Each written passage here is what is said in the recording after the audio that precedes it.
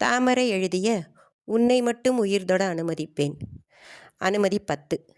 இன்று காலை வெயில் தன் வேகத்தை அதிகரித்து இருக்கும் நேரம் மணி 9 நெருங்கிக் கொண்டிருக்க, ஆயுதங்களை இடையில் மறைத்து வைத்திருந்த தனியார் பாதுகாப்பு ஆட்கள் இருவர் ஜேமர்வன் வந்த 2 சக்கர வாகனத்தில் முன் செல்ல, ஈஸ்வர் கட்டுமான நிறுவன ஆட்கள் 5 இருந்த மகேந்திரா ஜீப் வாகனம் பாதுகாப்பாய் பின்தொடர, வீட்டு தொகுப்பு சுற்றுச்சுவர் வாயிலின் இரும்பு கதவு தாண்டி உள்ளே நுழைந்தன பிரகதீஸ்வரர், ஈஸ்வரப்பிரபு குடும்பத்தினரை சுமந்திருந்த வாகனங்கள்.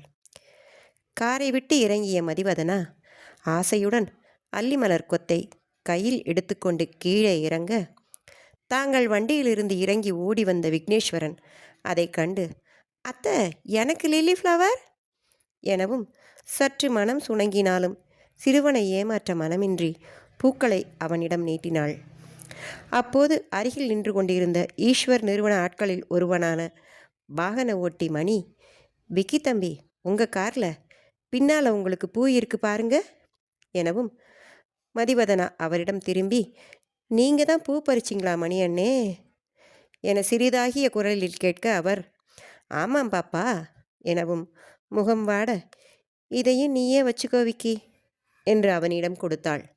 பாப்பா, அது உங்களுக்கு தான், நீங்கள் பூச்சாடியில் வச்சுப்பீங்கன்னு யோசிச்சோ என்னவோ, ஜெய்யா பூ வாடாமல் இருக்க இதை மாதிரி கவரில் போட்டு தானே கட்டி வச்சார் எனவும், அகமும் முகமும் மலர நீட்டிய கையை மடக்கி மலர் கொத்தை நெஞ்சோடு அணைத்து கொண்டாள். கண்கள் ராணியம்மா வீட்டு பக்கம் பாய்ந்தது. முகம் குழைய, அவர் வந்த வண்டி இவங்க எடுத்துட்டு வந்துட்டாங்க, அவர் எப்படி வருவார்? அந்த ஆட்களை எல்லாம் போலீஸில் ஒப்படைக்கணும்னு சொன்னார் பாப்பா. அந்த லூசு பையில ஆஸ்பத்திரிக்கு கூட்டிகிட்டு போய் காட்டிட்டு போலீஸில் ஒப்படைக்கட்டும்னு பேசிக்கிட்டாங்க. உங்கள் பேர் வெளியே வரக்கூடாதுன்னு வேறு மாதிரி செய்யணும்னு நம்ம சிவேஷ் ஐயாவும் அவருக்கு பேசிக்கிட்டாங்க. வர நேரமாகி மின்னு நினைக்கிறேன் எனவும், மதிவதனாவின் விழிகள் சோர்வுற சரி என்பது போல் தலையசைத்தவளாய் தங்களின் வீடு நோக்கி சென்றாள். சிவேஷ் வாள் இருந்த மரப்பெட்டியையும் பிரகதீஸ்வரர் சேலை தாலி இருந்த பிரம்பு கூடையையும் எடுத்துக்கொண்டு செல்ல, ஈஸ்வர பிரபு மாலைகள் பழங்கள் இருந்த பிரசாத பைகளை எடுத்துக்கொண்டவராய் அவர்களுடன் சென்றார். அனைவரும் சிவப்பிரகாசத்தின் வீட்டிற்குள் நுழைய, நடந்தவற்றை சொன்னால் பெரியவர் அதிர்ந்துவிடக்கூடும் என்பதால் எதையும் இப்போதைக்கு சொல்ல வேண்டாம் என்று ஏற்கனவே முடிவு செய்திருந்தபடியால் நேராக பூஜை அறைக்கு சென்றனர். பூஜை அறையில் சென்று மீண்டும் பொருட்களை பெட்டியில் சிவேஷ் எடுத்து வைக்க, கதவை திறந்துவிட்டு பின்னோடு வந்த சிவப்பிரகாசம் இவ்வளவு விரைவில் இவர்கள் திரும்பியதை எதிர்பாராமல் எல்லோர் முகத்தையும் பார்த்துவிட்டு தீபம் ஏற்றி சேலை தாலி வாள் அனைத்துக்கும் சுற்றி காட்டியவர் மலர்களை மற்றும் வாசனை திரவியங்களை தூவி வழிபட்டுவிட்டு பெட்டியை மூடச் செய்து சிவலிங்கத்தை மேலே ஏற்றி வைத்தார். வெளியே வந்து வெளிச்சத்தில் சுவேஷின் கைகளை பார்த்தவர் அவனின் கையில் காயம் ஏதும் இல்லாததைக் கண்டு அதிர்வுடன், வாளுக்கு இரத்த காணிக்க கொடுக்கலையா என கேட்கவும், அனைவரும் சற்று திடுக்கிட்டு ஒருவரை ஒருவர் பார்த்து கொண்டனர். பெரிய மகனான பிரகதீஸ்வரர், பூஜை நல்லபடியாக முடிச்சாச்சுப்பா, இனி இரத்த காணிக்க கொடுக்க வேண்டாம்னு என்றவர் எச்சி முழுங்கி, அங்கே பூசாரி அருள் வந்து சொன்னாரப்பா எனவும், எல்லார் முகங்களையும் மாறி மாறி பார்த்த பெரியவர், இல்லை, என்னவோ நடந்திருக்கு, மரியாதையாக சொல்லுங்க, மதிக்குட்டி எங்க? மதிமா என்று சம்பந்தமில்லாமல் அவர் பேத்தியை அழைக்கவும், அனைவரும் திகைத்து விழிப்பதைக் கண்டு அவர் தேகம் நடுங்கத் தொடங்கியது. அவரின் பயத்தை புரிந்து கொண்ட ஈஸ்வர பிரபு, அப்பா பதட்டப்படாதீங்க என்றவாறு அருகில் செல்ல, இல்லை, மதியை நான் பார்க்கணும், அவ எங்க என்று பதற ஆரம்பித்தார். சிவேஷ் வேகமாக சென்று அவர் கைகளை பற்றி அமர வைத்து, சித்தப்பா, நீங்கள் போய் மதியை கூட்டிட்டு வாங்க எனவும், ஈஸ்வர பிரபு வேகமாக அங்கிருந்து சென்றார். சிவேஷ் தன் தந்தையிடம் கண்களால் அனுமதி வேண்டியவனாய் மெதுவாக அங்கு நடந்ததை சுருக்கமாக தாத்தா சிவப்பிரகாசத்திடம் கூற, கேட்ட அவர் நெஞ்சை பிடித்து கொண்டு அமர்ந்திருப்பதை பார்த்து பயந்த மீனாட்சி அம்மாள், அத்தான் தைரியமாக இருங்க, அதான் குமார் சொல்கிறான்ல ஒன்றும் இல்லைன்னு, நீங்கள் பதட்டப்பட்டு உடம்பை கெடுத்துக்காதீங்க என்றவரின் விழிகளில் கலக்கம். ஈஸ்வர பிரபு மதியுடன் வரவும், மதுக்குட்டி வந்துட்டியாடா என்று உணர்ச்சி வசப்பட்டவரின் முதிய விழிகளிலிருந்து நிறைந்து இருந்த கண்ணீரை கண்டதும் மதி ஓடி வந்து அவரின் கைகளை பற்றி, தாத்தா, எனக்கு ஒன்றுமில்ல தாத்தா என்றவாறு அவரின் நாட்காரியில் அமர வைத்து கரம் பற்றி கொண்டாள். அவளின் தலை மீது கை வைத்து சிறிது நேரம் கண்மூடி இருந்தவர் விழிகளை திறந்து சிவேஷை பார்த்து, குமரா, உன் சிநேகிதே, அவன் எங்கப்பா? அவன் இருந்ததால தான் நம்ம குடும்பமே இன்னைக்கு இவ்வளோ பெரிய கண்டத்திலிருந்து தப்பிச்சிருக்கு. அவனை பார்க்கணும். அவன் கமிஷனரை பார்த்துட்டு ஊருக்கு கிளம்புறதா சொன்னான் தாத்தா எனவும் சட்டென்று நிமிர்ந்து தமையனை பார்த்தாள் மதிவதனா. காலில் சுத்துன பாம்பு கடிக்காமல் விடாதுன்னு சொல்லுவாங்க. இந்த அழகுமலை அப்படிப்பட்டவன். அதிகாரம் வேற அவன் கையில். அவனையும் சாக்கிரதையாக இருக்க சொல்லணும் குமரா எனக்கு அவளையுடன் பெரியவர் சொல்ல, சிவேஷ், அவன் இருந்துப்பான் தாத்தா, திங்கக்கிழமை வந்துடுவான். இப்போ அவசரமாக கேரளாவில் இருக்கிற அவன் சொந்த ஊருக்கு கிளம்பிட்டு இருப்பான். ஓ என்று தலையை செய்தவர் மதியின் கைகளை கண்களில் வைத்து, நம்ம குலத்தோட வாள் என் மதியம்மா கையில். நினச்சாலே உடம்பெல்லாம் சிலுக்குது. தேவ சந்நிதியில் வச்சு வாக்கு மாதிரி அந்த பையன் சொல்லிட்டான். இனி இந்த இரத்த காணிக்கை வழக்கம் வேண்டாம். நம்ம குல தெய்வம் அந்த நீசப்பைய ரத்தத்தை இந்த வாளுக்கு கொடுத்து இதை முடிச்சு வச்சிட்டான்னு தோணுது. நாம் இனிதான் ரொம்ப கவனமாக இருக்கணும். மதி இனி காலேஜுக்கு போக வேணாம் எனவும் மதிவதனா மிகவும் அதிர்ந்து கண்களை விரித்து, தாத்தா, இன்னும் 15 நாளில் காலேஜ் முடிஞ்சிடும். செமஸ்டர் எக்ஸாம்ஸ் முடிஞ்சிட்டா அப்புறம் அவ்வளோதான்.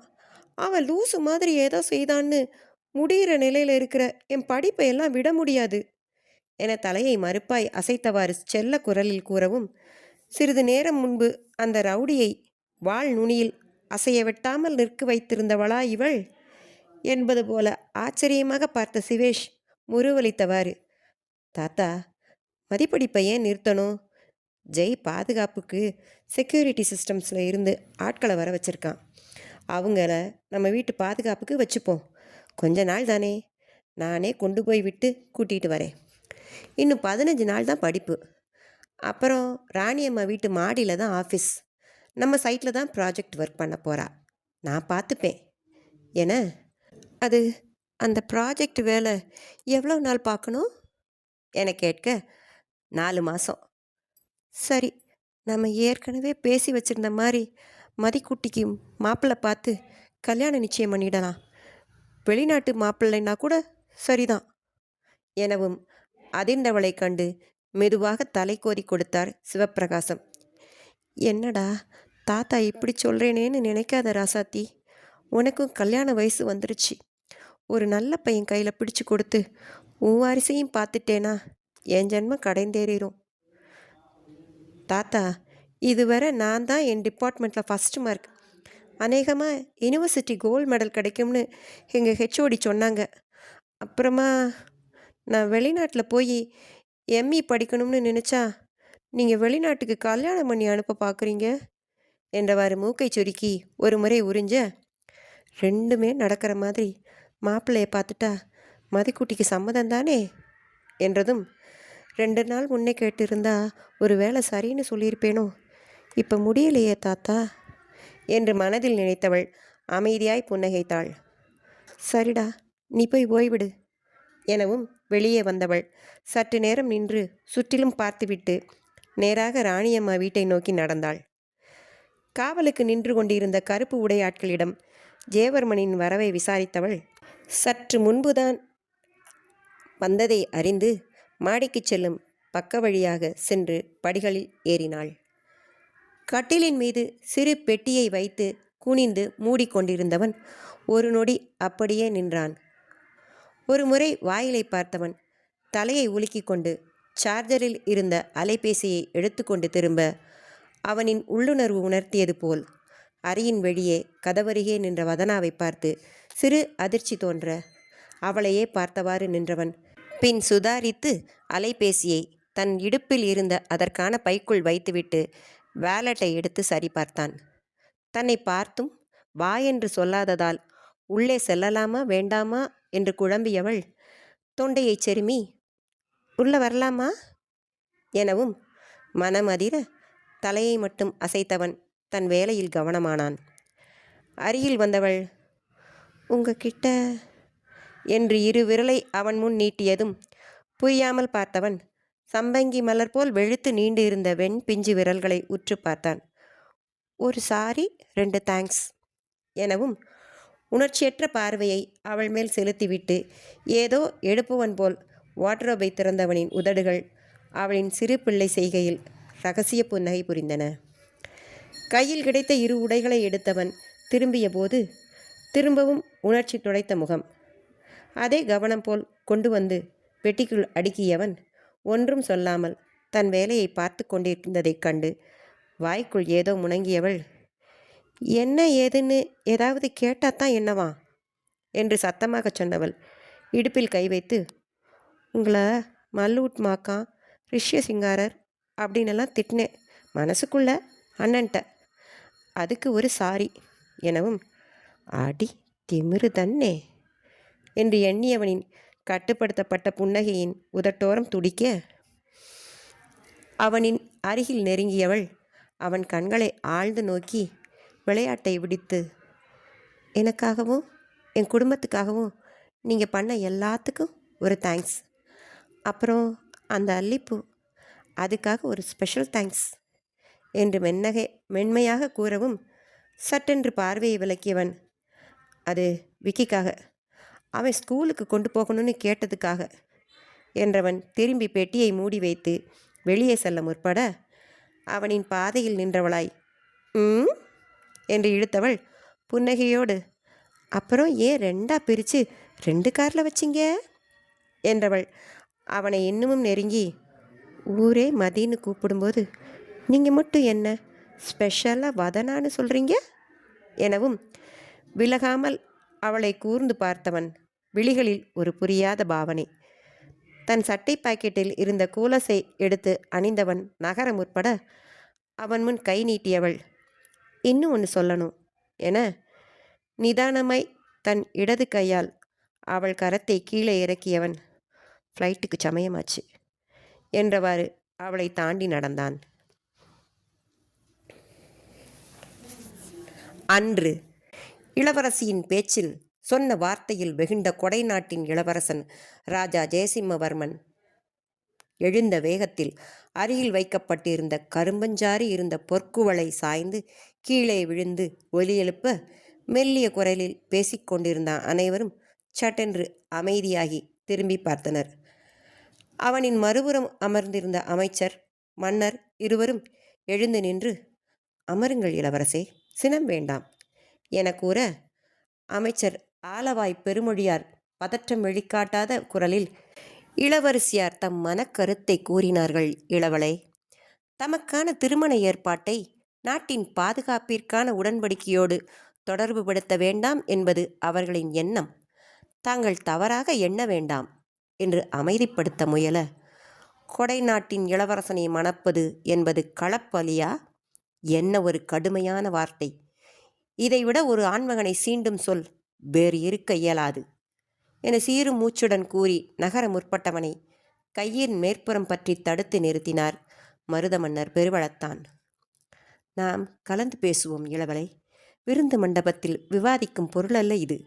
தாங்கள் நம் இரு நாடுகளின் நட்பை மதித்து சற்றே அமைதி கொண்டு அமருங்கள் எனவும் கோப மூச்சுகளால் உயர்ந்து எழுந்த தோள்களை விம்மி தணிந்த மார்பை அடக்க இயலாமல் நேர்கொண்ட பார்வையாய் அவரை பார்த்தவனின் இறுகிய அதரங்களிலிருந்து தெரித்து விழுந்தது ஒற்றை சொல், மன்னிக்கவும்.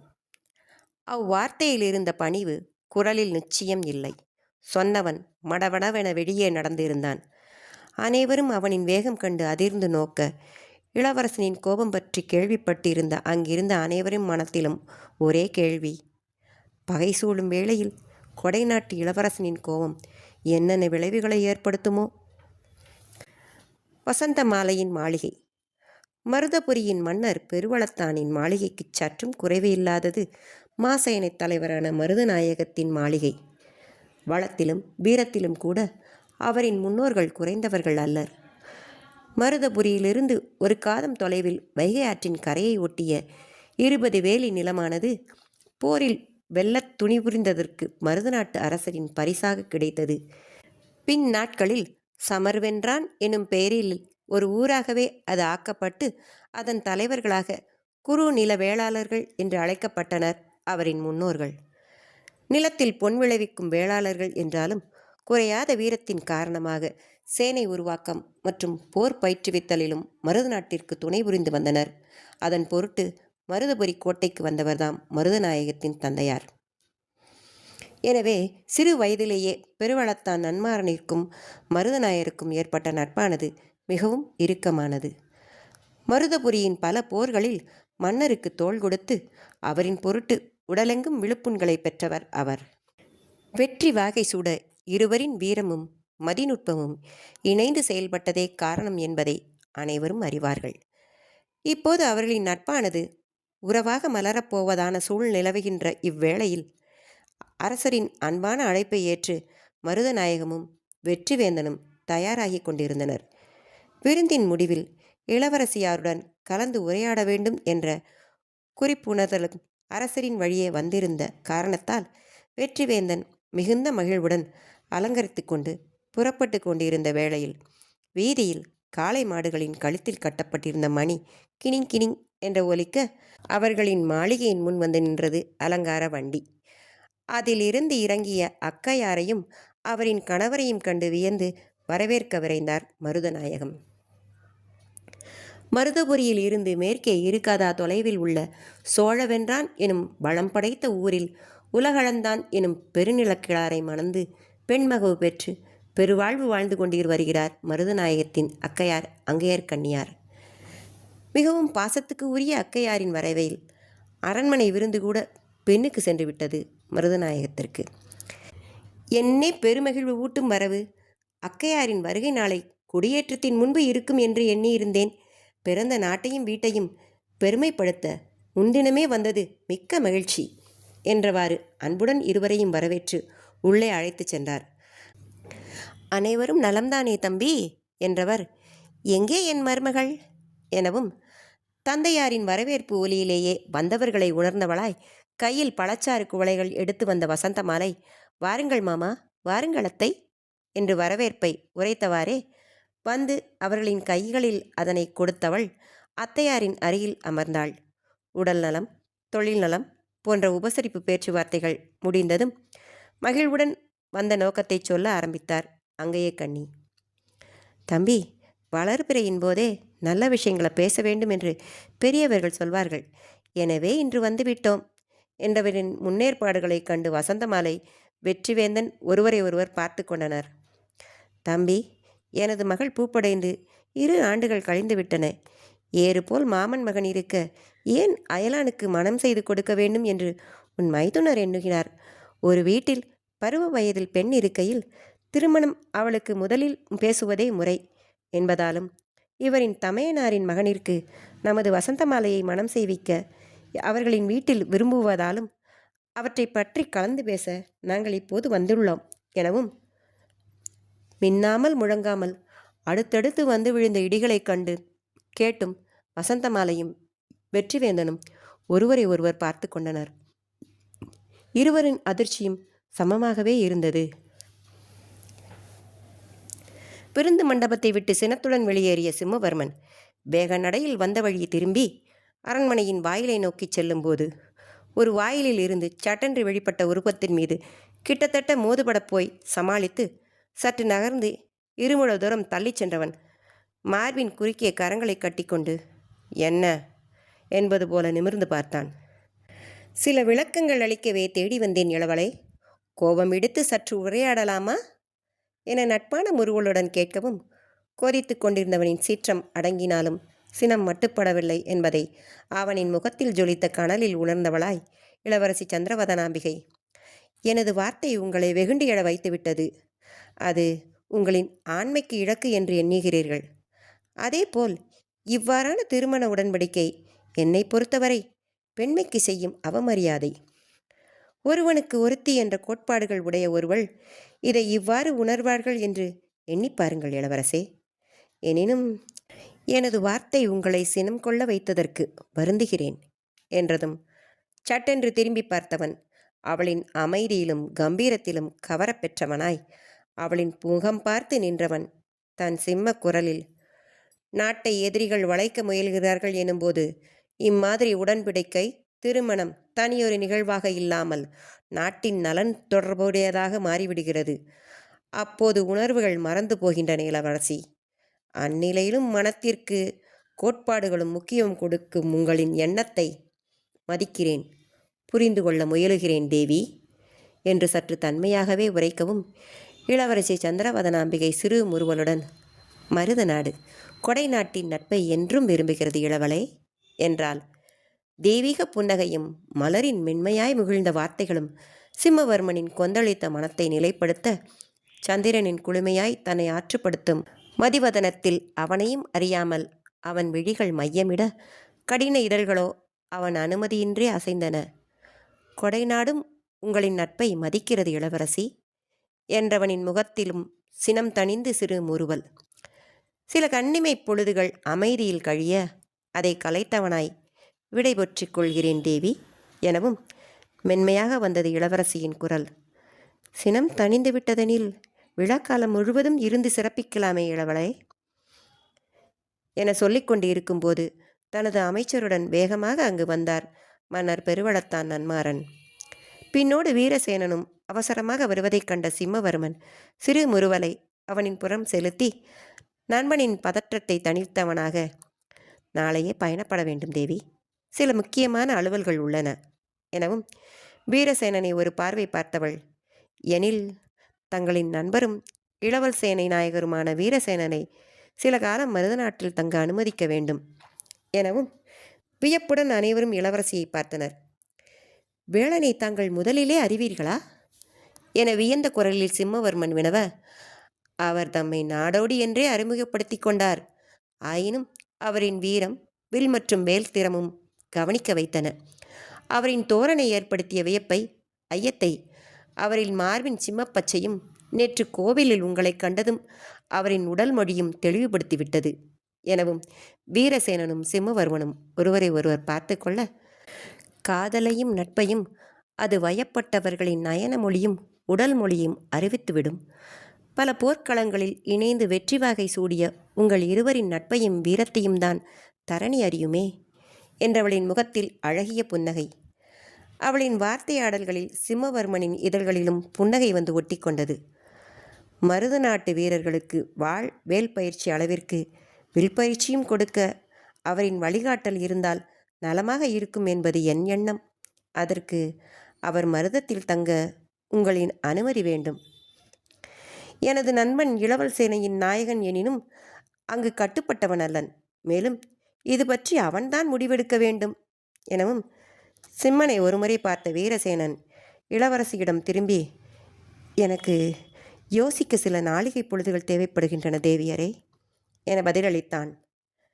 தன் நண்பனின் மனதில் ஓடுவதை அறிந்தவனாய் புன்னகைத்து மன்னரை நோக்கி திரும்பி, விடைபெறுகிறேன் வேந்தரே என்ற இளவரசன் ராஜா ஜெயசிம்மவர்மன் கரம் குவிக்கவும், கோபத்திற்கும் வேகத்திற்கும் பெயர் பெற்றவனான இளவரசன் முகத்தில் முறுவலைக் கண்டு இரு நாட்டு பூசலை சில கணங்களில் முடிவிற்கு கொணர்ந்த தங்களின் இளவரசியாரின் செயல்திறனில் மகிழ்ந்த அமைச்சர் பெருமான் நிம்மதி பெருமூச்சு விட, விடைபெற்று செல்லும் அவனையே பார்த்தவாறு இருந்தனர் நால்வரும்.